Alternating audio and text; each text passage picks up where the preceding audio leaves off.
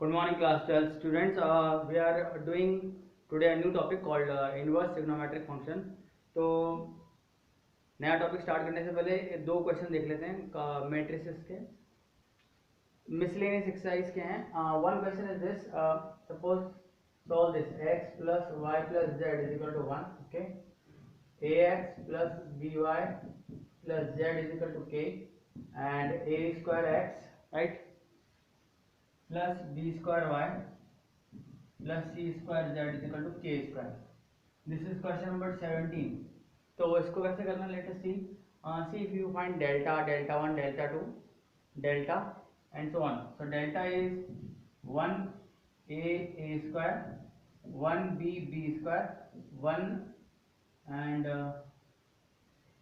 this should be, suppose it is c 1c square, something like this. Okay,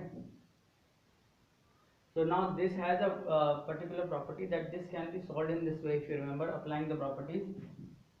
Suppose I subtract c1 c2 minus c1, right, and c3 also c3 minus c1. If you apply this, what you will get? You get 1a square, 1 minus 1 0, b minus a, b square minus a square, 0, c minus a, c square minus a square, something like this. So when you take b minus a common from here, ठीक है, जब आप यहाँ से b minus ए common लेंगे इस वाले रो में से क्या मिलेगा? इसमें से मिलेगा आपको 1a square.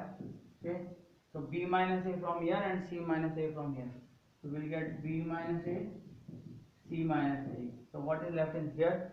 0 1 b plus a, 0 1 b plus a, and here 0 1 c plus a, 0 1 c plus a.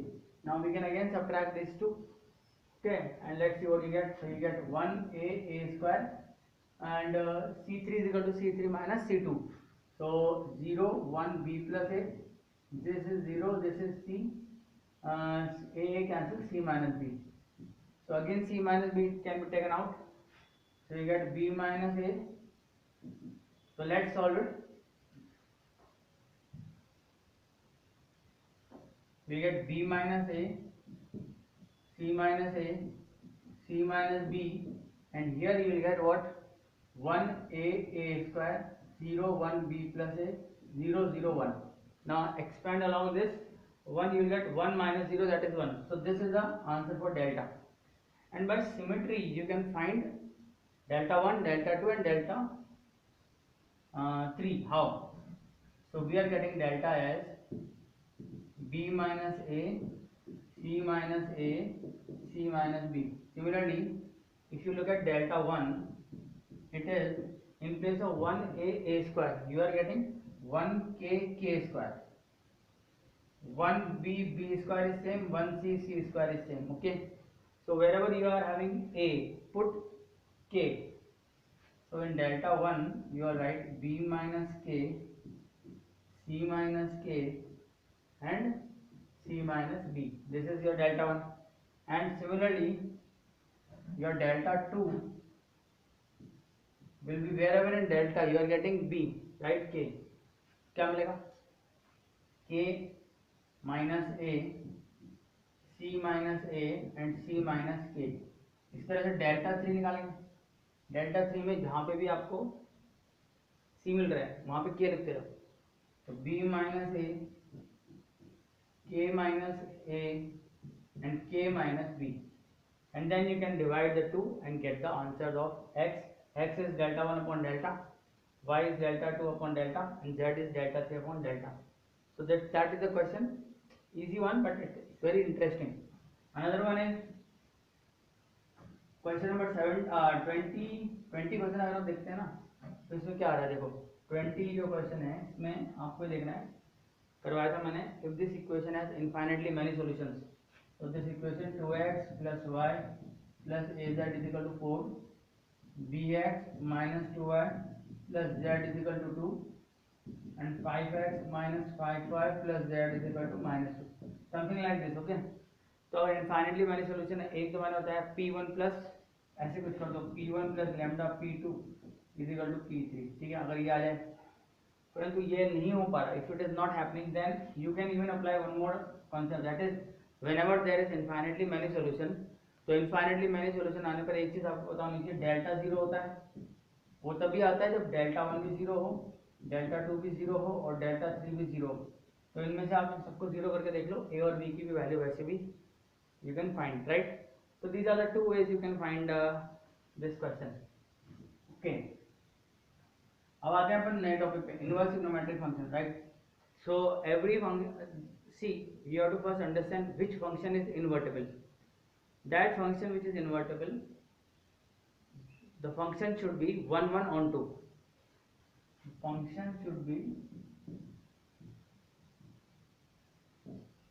1 1 on 2, right.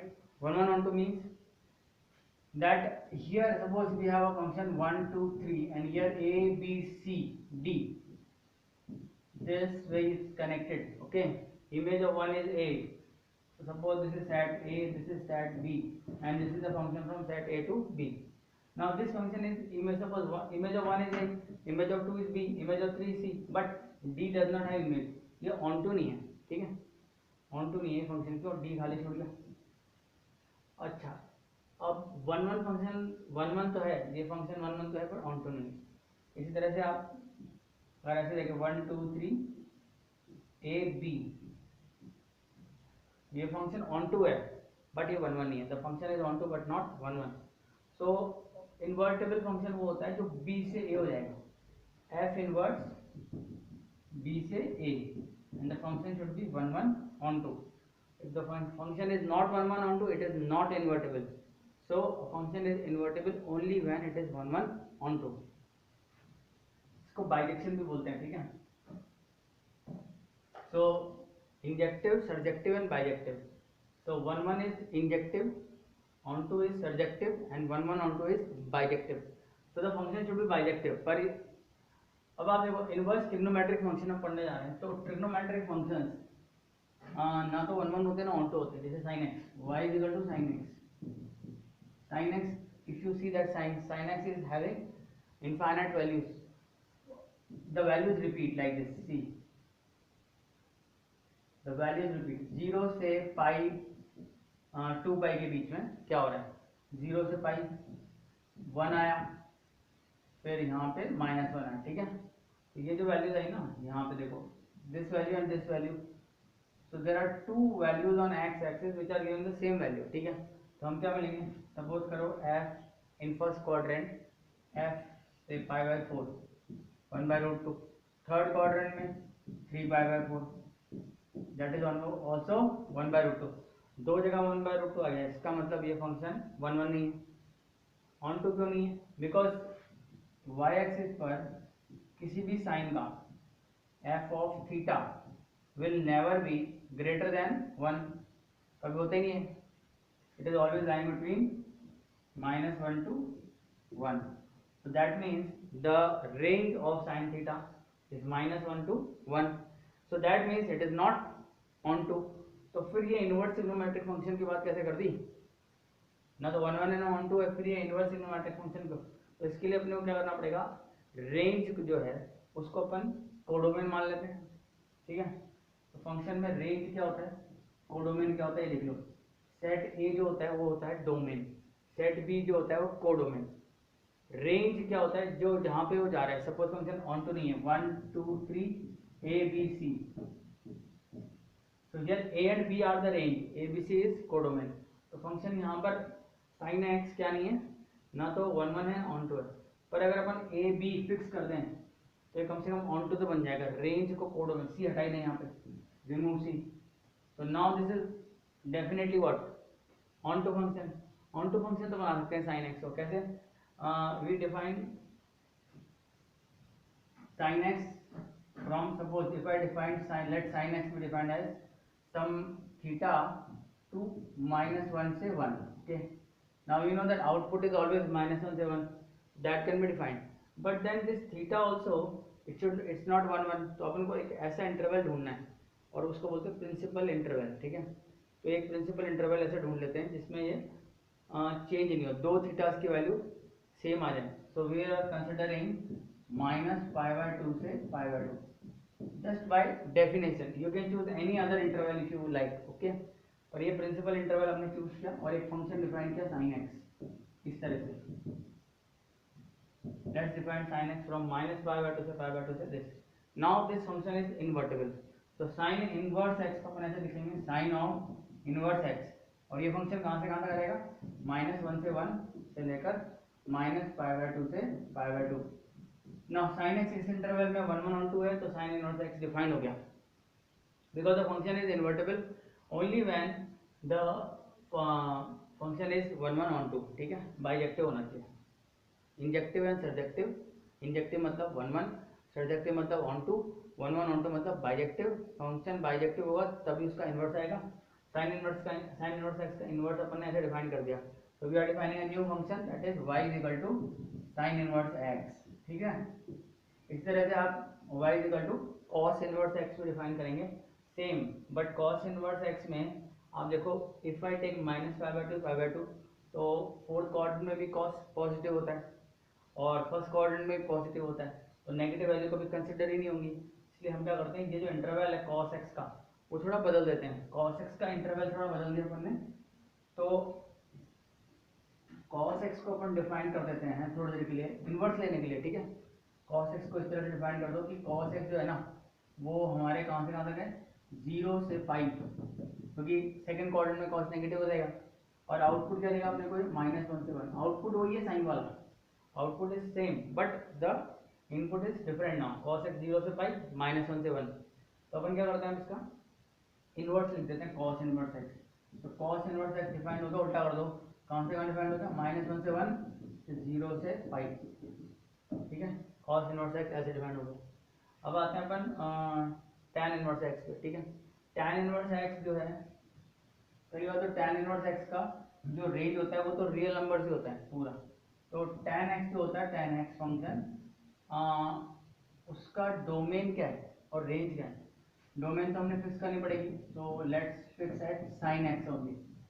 sin x की जो थी माइनस पाई बाय 2 से पाई बाय 2 वो ले लिया tan x का, और आउटपुट इसका रियल नंबर है, ऑल रियल नंबर्स आते हैं। तो now tan inverse x is defined from r to now here you will have to put open bracket, क्योंकि माइनस पाई बाय 2 और पाई बाय 2 पे ये नॉट डिफाइन चले जाते हैं, तो इसकी डोमेन में नहीं है ये minus pi by 2 pi by 2, तो यहाँ पर भी इसको आपको रेंज में से हटाना पड़ेगा माइनस पाई बाय 2 और पाई बाय 2, ठीक है। ये आपका होगा tan इनवर्स x। इस तरह से cot इनवर्स x, बस वो नेगेटिव का ध्यान रखना है cot इनवर्स x में, तो वो यहाँ r से, और अपन cos वाला देते हैं इसको 0 से पाई, cos वाला देते हैं cot इनवर्स x को, ठीक है। तो ये tan इनवर्स x हो गया, ये cot इनवर्स x हो गया। Range and domain we are talking about, this is the domain and this is the codomain, and codomain has everything, so the range and codomain here are the same, okay। अब आते हैं sec inverse x cosec inverse x। तो sec inverse x में अगर आप देखोगे sec x को पहले डिफाइन करो, sec x को डिफाइन कर देते हैं अपन कहाँ से, cos वाला लेते हैं 0 से पाई, ठीक है। इसका जो रेंज होता है वो -1 से 1 को छोड़ करके सब कुछ होता है, तो अपन डिफाइन कर देते हैं -∞ से 1 तक आ जाओ, ठीक है। और ये 1 अपन ने इंक्लूड नहीं किया यहाँ पे, ठीक है। ओके 1 इंक्लूड कर देते हैं, 1 इंक्लूड कर देते हैं, 1 यूनियन 1 से plus infinity, infinity can never be closed, open में रहेगा इन्फिनिटी, तो ठीक है, समथिंग लाइक दिस। तो इसको अपन ऐसे लिख सकते थे r minus -1 to 1, something like this, okay.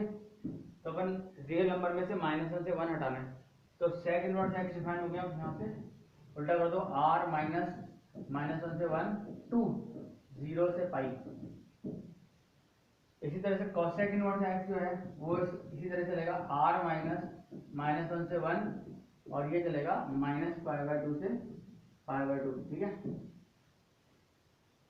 और एक वैल्यू और देख लेते हैं, cos 0 1 होता है, cos 90 क्या होता है, 0 से पाई में सारी वैल्यूज आ जाएंगी क्या, ध्यान से देखो एक बार, 0 से पाई में एक वैल्यू हटेगी क्या नहीं हटेगी, π/2।